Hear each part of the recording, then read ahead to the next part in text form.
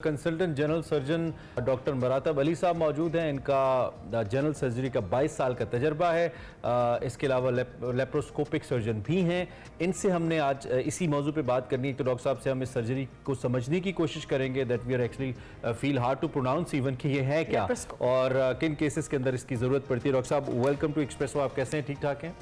शुक्र। So what is laparoscopic surgery? ये है क्या बेसिकली? थोड़ा सा हमारे देखने वाले। Basically it's a step forward from the conventional open surgery. अच्छा, जो ओपन सर्जरी में यूजुअली आपको आइडिया होगा कि आपने गॉल ब्लैडर की सर्जरी करवानी है, आपने अपेंडिसेक्टमी करवानी है, हर्नियाज की सर्जरी करवानी है, तो you have a large cut in the tummy.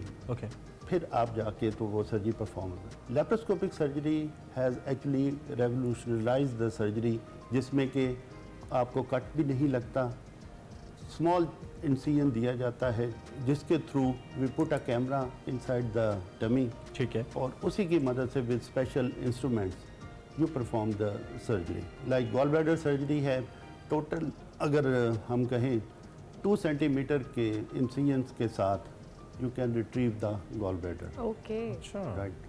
और ना सिर्फ gall bladder, you can perform the hernia surgery with this laparoscopy, you can perform the appendicectomy, you can perform the cancer surgeries, अच्छा, large bowel surgeries, even bariatric surgery जो आजकल काफ़ी popular. Without any after effects, without any side effects, आप जो आपका जो client patient आप है उसको it's the safest surgery I think. Okay. In expert hands the complication rate is minimal, or rather it is rather less as compared to the open surgery. The reason being, with this surgery you have actually the better visualization of the abdomen. ठीक हो गया। अच्छा, in general वैसे तरह की surgeries में ये मामलात होते हैं क्योंकि जब भी पेशेंट्स जाते हैं हॉस्पिटल्स के अंदर तो वहाँ पर जब डॉक्टर रिकमेंड करते हैं तो उसमें ज़्यादातर मसला ये होता है कि बहुत कट्स लगाए जाते हैं, जिस तरह से अभी गॉल ब्लैडर के हवाले से बात कर रहे थे डॉक्टर साहब, दीगर चीज़ों की बात कर रहे थे। तो ये जो कट लगाकर सर्जरी है ये इतना ज़्यादा लोगों को इससे नुकसानात भी होते हैं फॉर द लॉन्गर रन।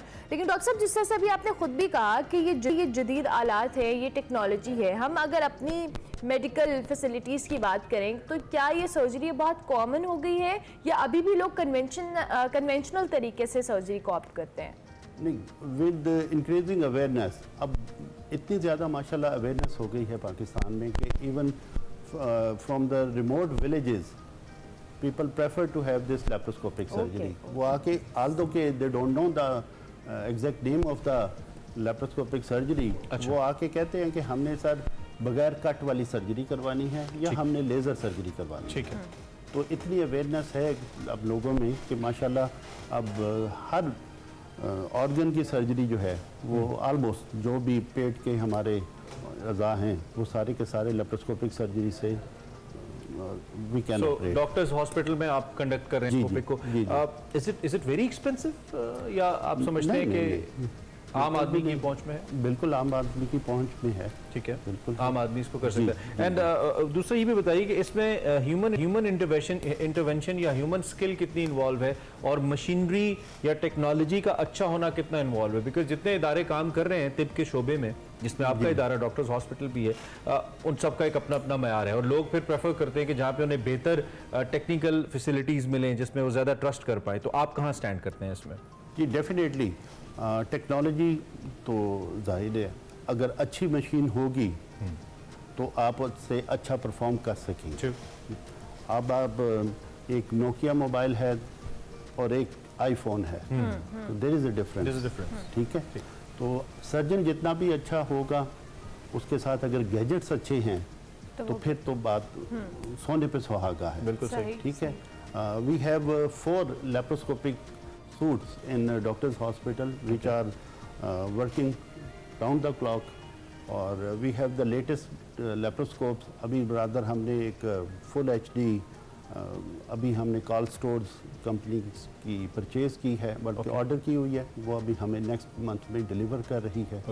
तो उससे क्या होता है कि जो आपकी लेप्रोस्कोपिक सर्जरी में you put a camera inside the abdomen. अब आपको पता है कि जो कैमरे की क्वालिटी जितनी अच्छी होगी, आपकी विजुअलाइजेशन, आपकी एग्जैक्टली आपकी precision and then decision taking उतनी ही अच्छी होगी। ठीक है।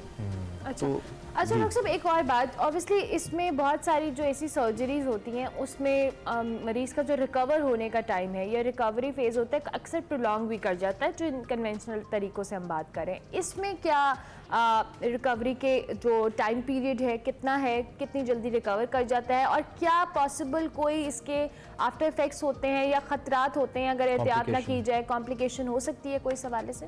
देखिए, जो रिकवरी टाइम की आपने बात की, तो laparoscopic surgery has the shortest recovery time. Okay. अच्छा। आप जी, बिकॉज इसमें आपने इंसिजन नहीं देना।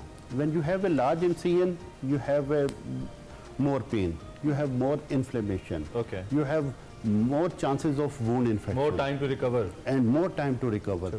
More chances of wound infection. Diabetic patient हैं, वो बेचारे डरते हुए सर्जरी नहीं करवाते कि यार जख्म खराब हो जाएगा। तो लेप्रोस्कोपिक सर्जरी में जहाँ 0.5 सेंटीमीटर का एक कट लगना है, Okay. उसके खराब होने के चांसेस बहुत कम है as compare to the open surgery.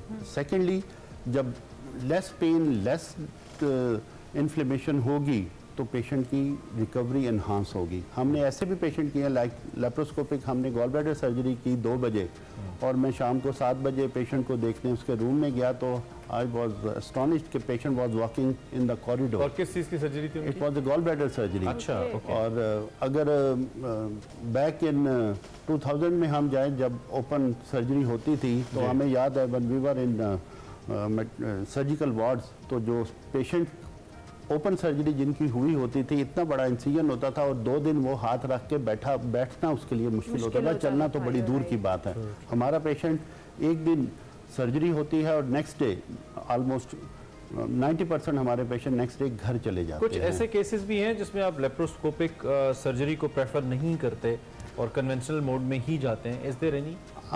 उसमें है कि जी अगर suppose patient has a multiple previous surgeries, बहुत सारी जब प्रीवियस सर्जरीज होती हैं तो पेट के अंदर जिस तरह बाहर स्कार बनता है इसी तरह अंदर भी स्कार बनता है, ठीक और है। उस स्कार के साथ जो है आपकी जो इंटेस्टाइन है वो आके चिपक जाती है। ओके। तो उस सूरत में ये सेफ नहीं होता कि आप लेप्रोस्कोपिकली परफॉर्म कर सकें, because you need some visualisation.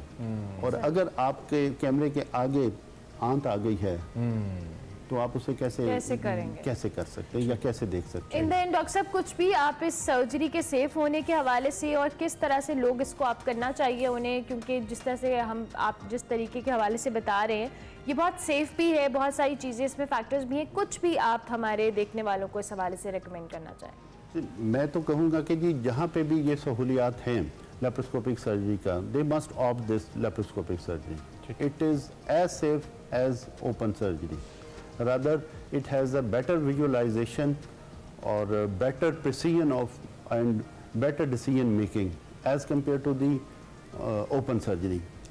Example मैं देता हूँ कि अगर आपने सपोज यू हैव एन अपेंडिसेक्टमी, आपने अपेंडिक्स का ऑपरेशन किसी का करना है, आप ओपनली इतना बड़ा इंसिजन उसे देंगे, ठीक है, आप सिर्फ और सिर्फ वो हिस्सा उसका देख सकते हैं, उस इंसिजन से उतना देख सकते हैं। लेकिन अगर आप किस लेप्रोस्कोप के ज़रिए एक स्मॉल हॉल करें, छोटा सा सुराख किया और उसके थ्रू कैमरा डाला, तो आप ऊपर भी देख सकते हैं, लिवर से लेके पेल्विस तक आप हर ऑर्गन देख सकते हैं। राइट।